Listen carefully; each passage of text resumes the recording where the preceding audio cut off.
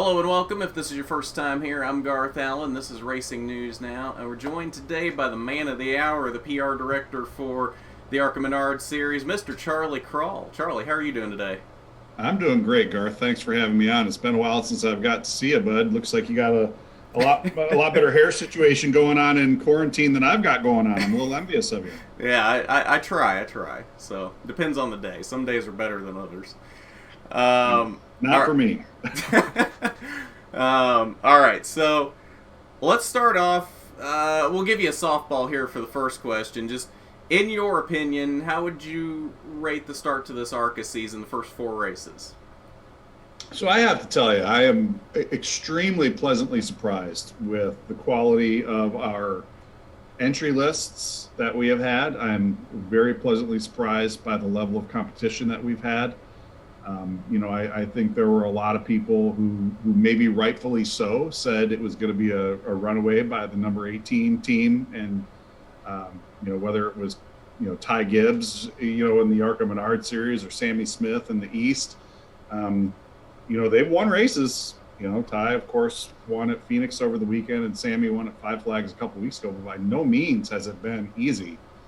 I am pleasantly surprised by the way that we have started off our season. I thought Daytona was a great race with a couple of really great stories up near the front of that field.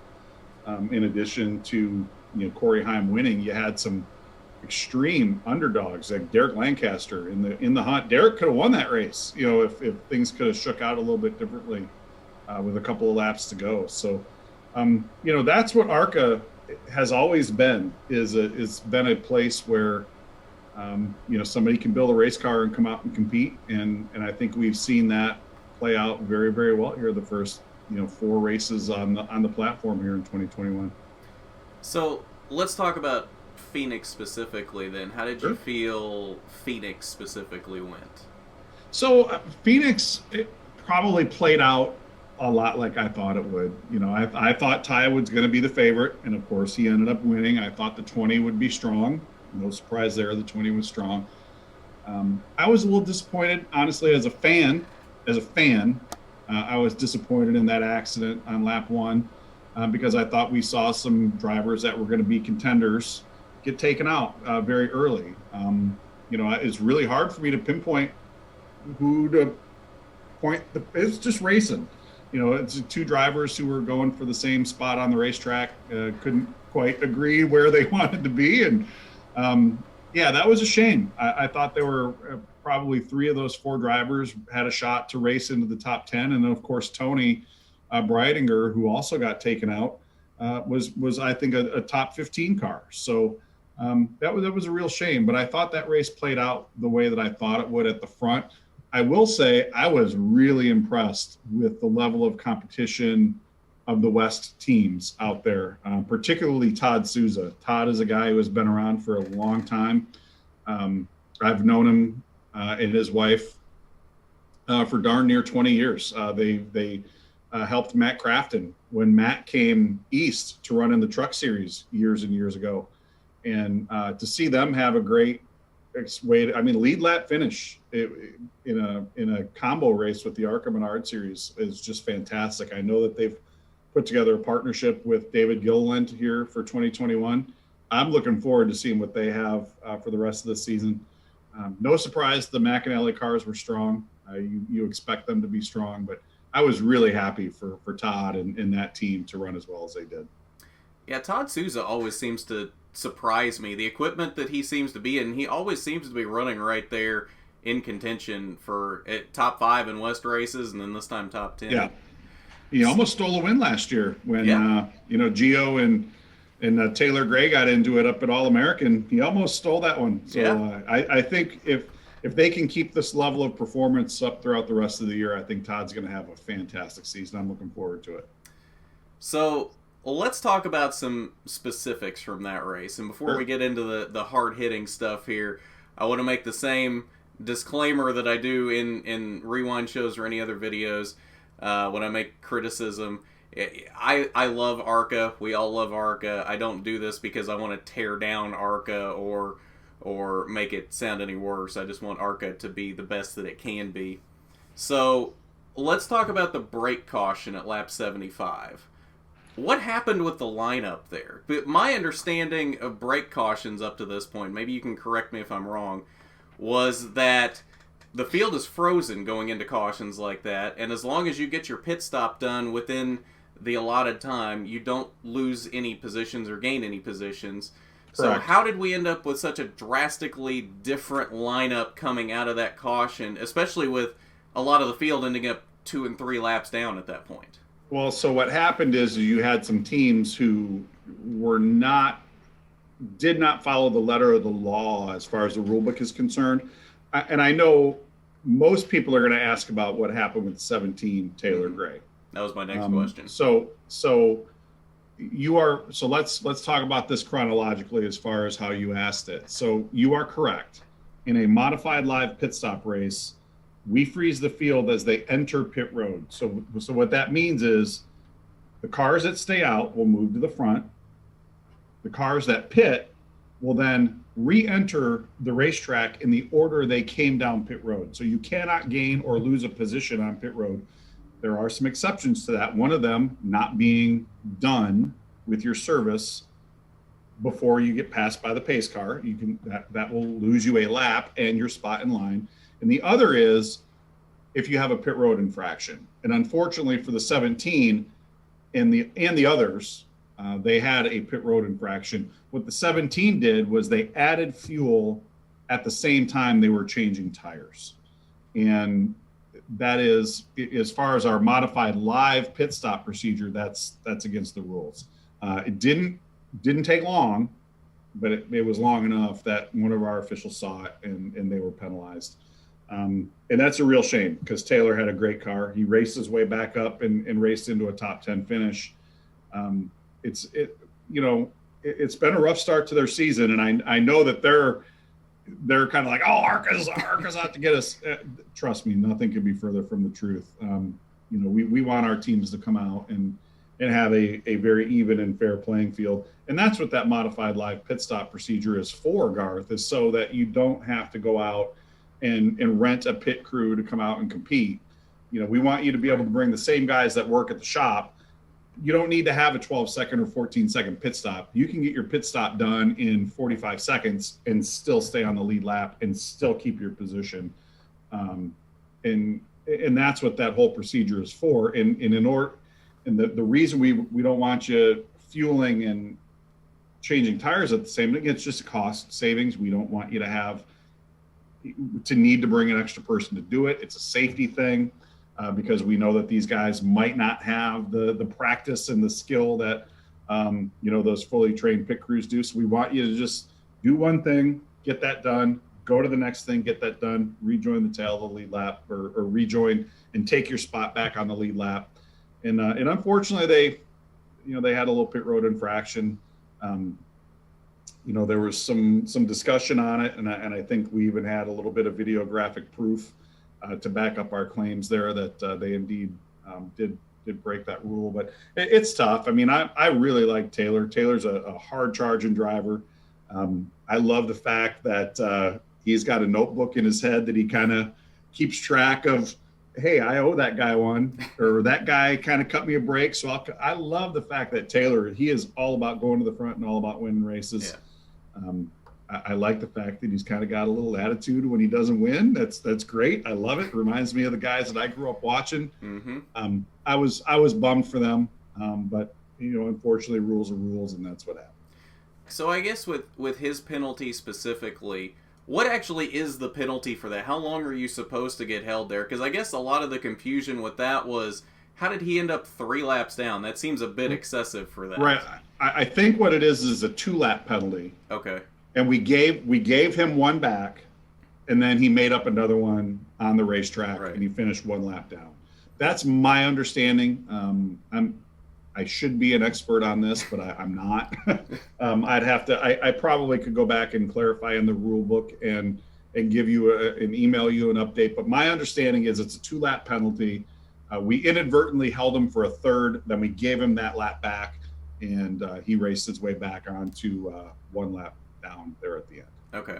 But I guess the question there is, why is it 2 laps in the first place? Because that does seem a bit excessive just for Right. adding fuel at the same time as tires. Right. We wanted to deter you from doing it, man. Well, yeah, that's true. All right. So I'll tell you, and you've been to Salem, so you know this. At Salem Speedway, if you follow the pit wall down the front stretch, there's a break in it when you go down into turn 1. Yep. And then there's an inside wall that follows inside of turns 1 and 2. And we've made it very clear over the years, if you pit on the front stretch and you leave pit road at that exit, it's 5-lap penalty.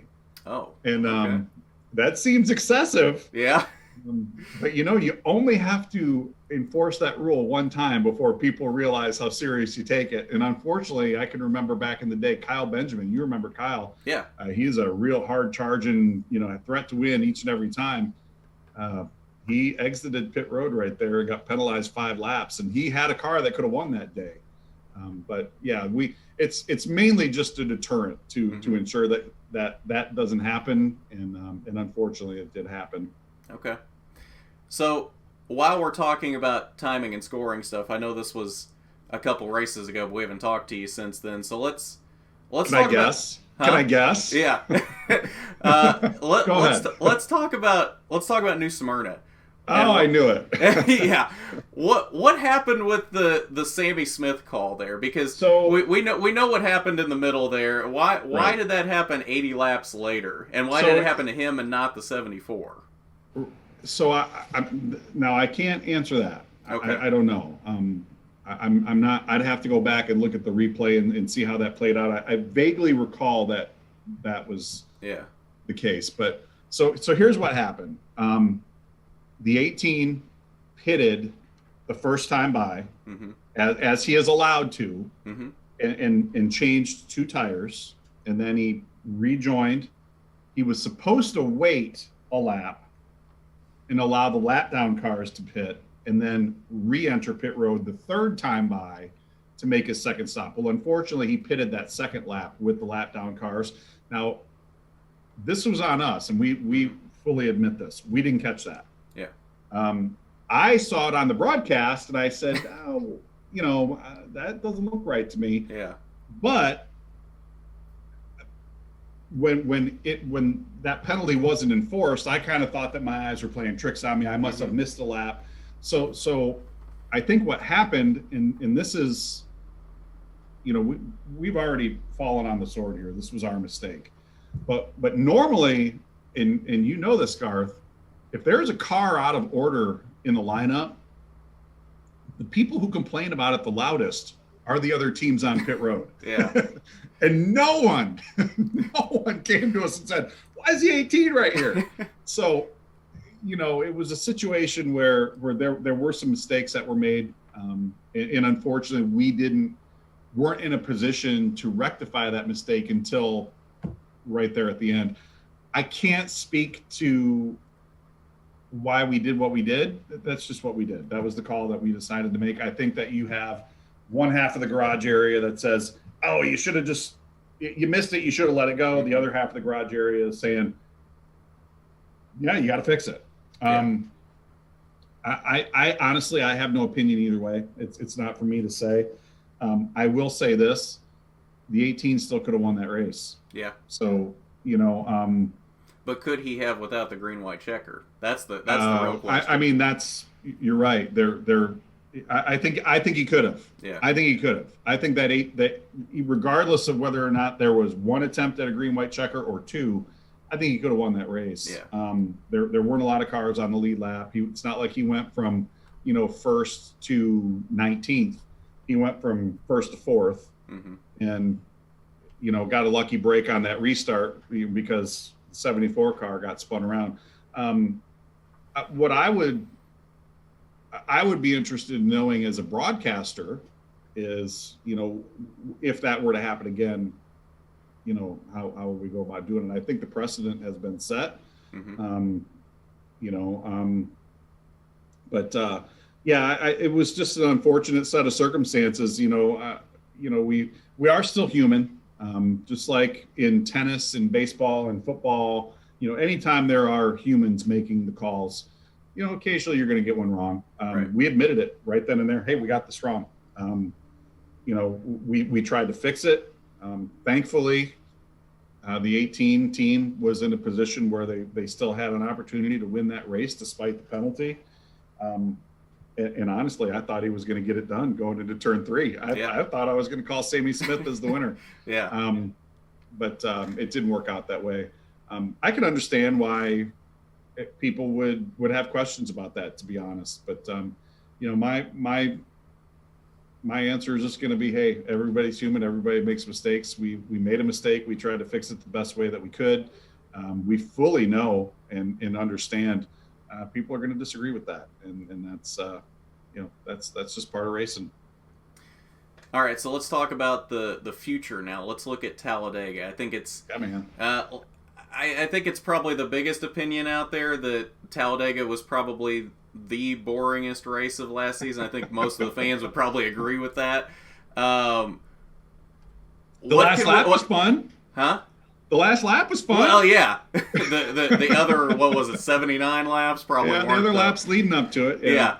So what can we expect from this year? Is it going to be better than that? Is it going to be more of the same? What can we expect from that? So I don't know, Garth. What I'm hoping is we have seen, and this has been all across the ARCA Menard Series platform, we've seen entries higher this year than last year.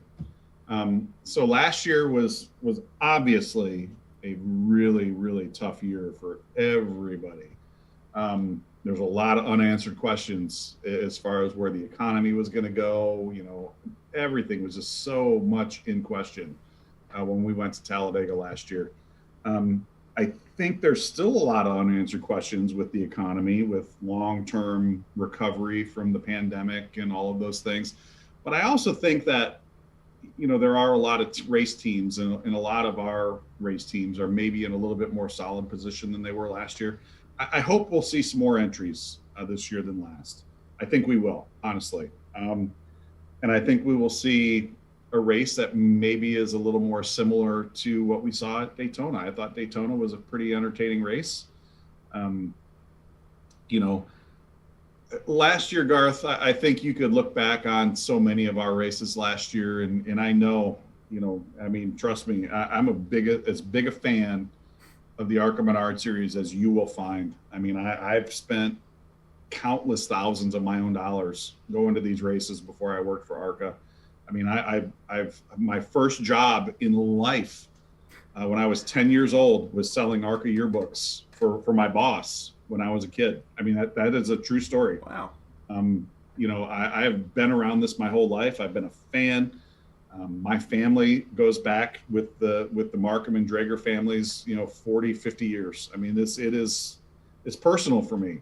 So it hurts when we go to a place like Winchester and we have a dozen cars, but I also know, there's a much bigger picture going on in the world than just the ARCA Menard Series. And last year, like I said, man, it was so tough. It was so tough for everybody.